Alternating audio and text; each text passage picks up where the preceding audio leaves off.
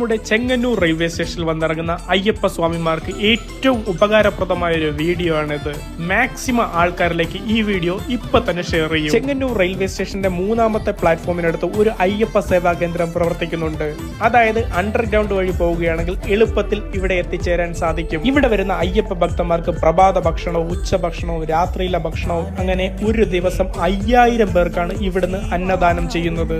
കൂടാതെ ഒരേ സമയം 500 പേർക്ക് വിരിവയ്ക്കാനുള്ള സൗകര്യം ഇവിടെയുണ്ട്.